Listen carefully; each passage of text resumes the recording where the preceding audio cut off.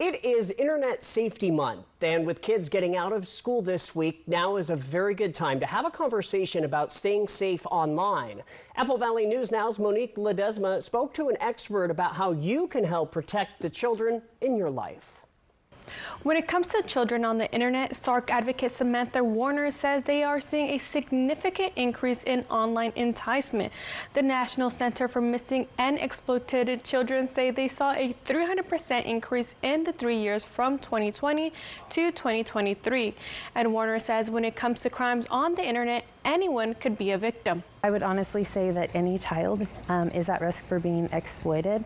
Unfortunately, what we do see is the children who are the most at risk for being exploited is the ones whose parents are usually saying, "Not my child, it's never going to happen to me," unfortunately, because those conversations aren't being had.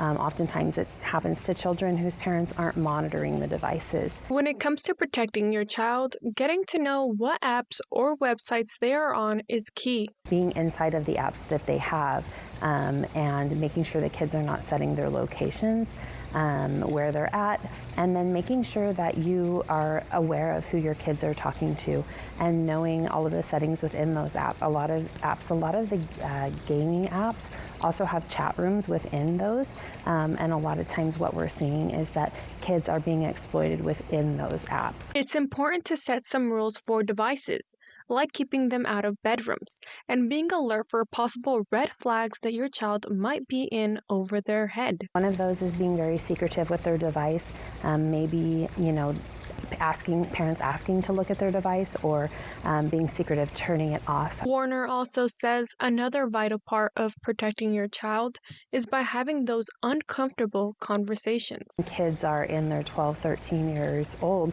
The majority of kids in the United States have already been exposed to some form of child pornography, whether they've seen it by accident or whether they've gone out and searched for it because they've heard of it. And so, unfortunately, while it's uncomfortable to have those conversations, it's important that we're having them. It's important that those conversations are happening with parents.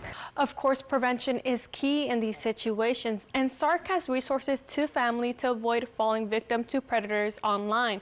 But if your child is targeted, it's important to reach out to police for help and make sure your children know they will not get in trouble for coming forward. Reporting in studio, Monique Ledesma for Apple Valley News Now. Good reminders there, Monique. Thank you.